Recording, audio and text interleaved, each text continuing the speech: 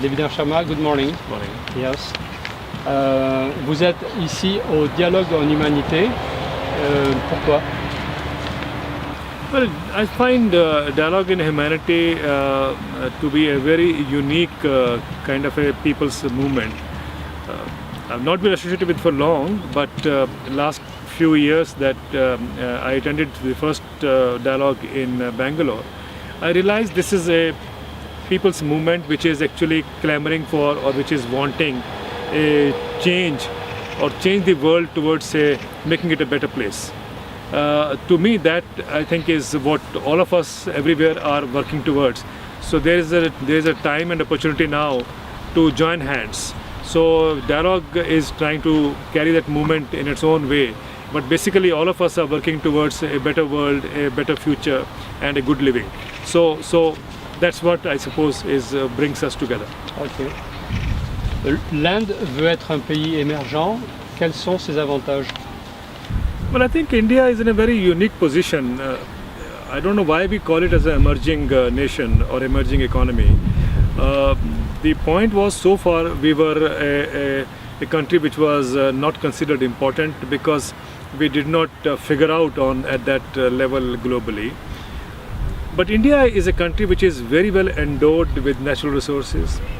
India is a country which is a huge repository of biological wealth. India is a country which has almost all the assets that you require in any country are available in one country because we are a subcontinent. And India is also a country which has a huge manpower. And the good part is, while Europe is becoming old, India is becoming young. And if 50% of our population is less than 30 years of age, I think it is a huge positive strength that India has got. So I think all the criterias of what a developing country or a great nation should be aspiring to, all the assets are already there with us. And yeah. More than that, I think something that India has never tried out, but India is a land with abundant sun power. You know, when I come to England, for instance, people, when I say, "Hey John, how are you?" the reply I get is not so bad, because the weather, everything is linked to weather. The weather is very rarely good in England or in Europe. And in fact, I always feel that the sun is always morning in Europe. I mean, it always looks very depressed in Europe. But in my country, if you come, the sun is in its glaring beauty and in abundance. And I think if India was to utilize sun power for future development, there's nothing that can stop us from dominating the global economy. Alors, le soleil joue une part importante en Inde, mais il est aussi facteur de sécheresse et d'un manque d'eau quand même global, puisque 480 millions d'Indiens n'ont pas accès à l'eau potable et aux toilettes ou aux parties intimes de la vie courante. Pourquoi? Well, I think let's be very clear that droughts happen in India, droughts happen in America, and droughts happen everywhere in the world. That's a weather pattern, and we have to be prepared for it to mitigate the impact. But I think the bigger question that you are trying to say is that, you know, we have scarcity of certain resources. I'm not denying that. You know, there is a crisis on water front. There is a crisis on food front also. There is a crisis also on the not only water but also on land issues now. But these are the challenges that the country faces. It's not the shortage of resources that the country is bestowed with. You know, we already have abundant resources. Now it is the challenge is how to judicially and equitably use these resources. Alors, une dernière question. Les Indiens sont habitués à consommer régulièrement du riz, et vous êtes donc le représentant du millet en Inde. Pourquoi?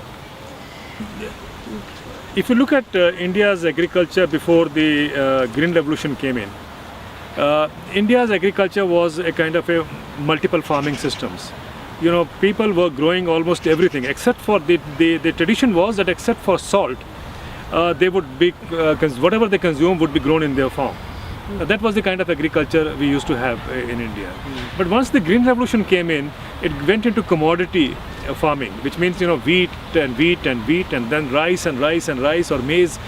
These kinds of few crops dominated the scene, as a result of which that multiple cropping system disappeared. Now we realize that that kind of a cropping system has not done well for the country's nutritional security also, not only food security but also nutritional security. So there is an effort to bring back millets into the cropping pattern again, so that it becomes part of your nutritious diet, because millets are very nutritious, and so that is where the effort is. But I think with that one aspect, we should also be bringing changes in the policies that can bring in sustainable farming systems which are linked to self-reliance and which are also linked to household food security as well as nutritional security. So that, I think, is a very important step, because unless policies change, nothing is going to change at the bottom.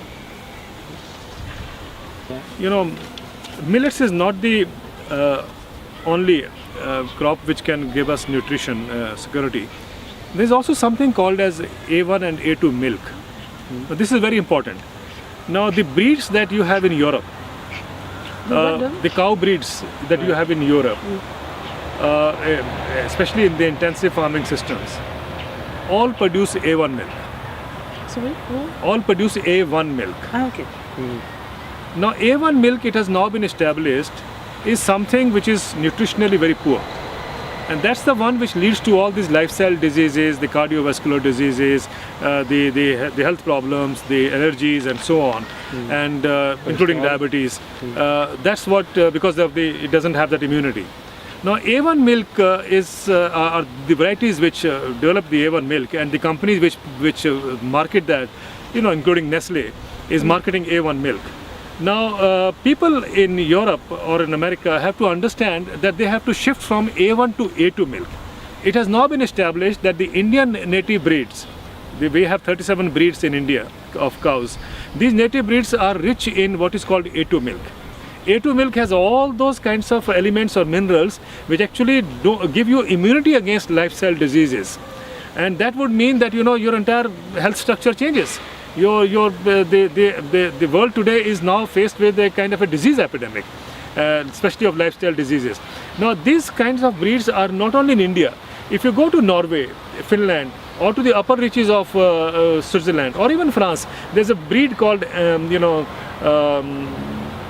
ambience, for instance, in the upper reaches close to Geneva, Lake Geneva. Now that variety breed is rich in A2 milk.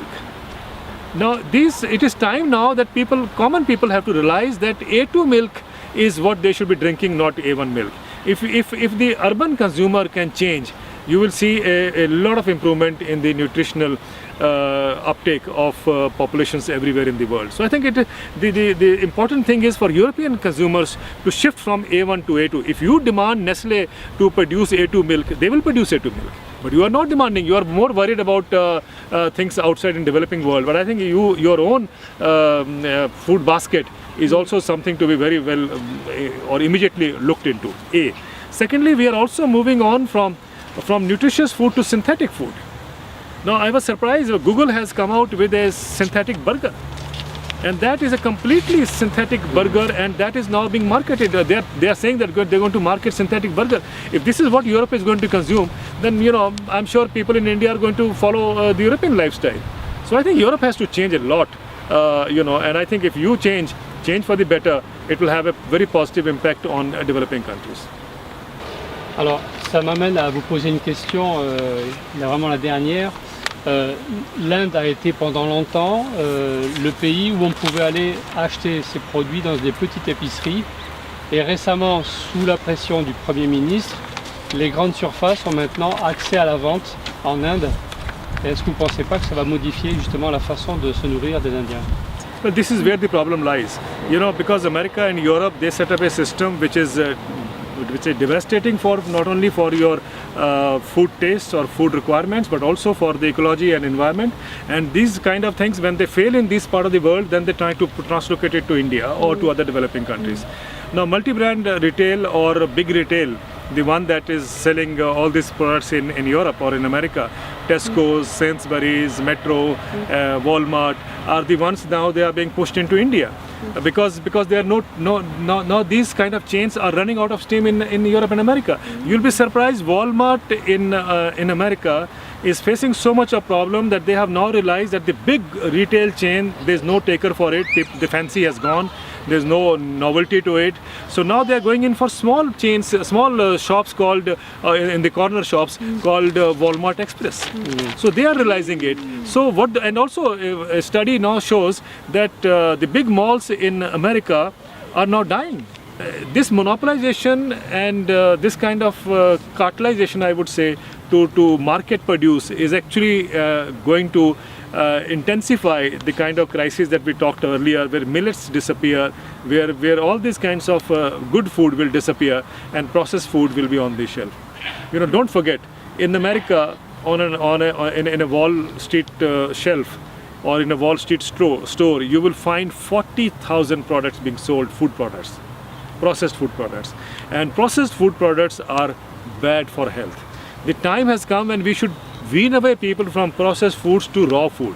Why can't people cook food at home? I know Europeans don't love to cook food at home. They say that we don't have time, but they have time to watch football.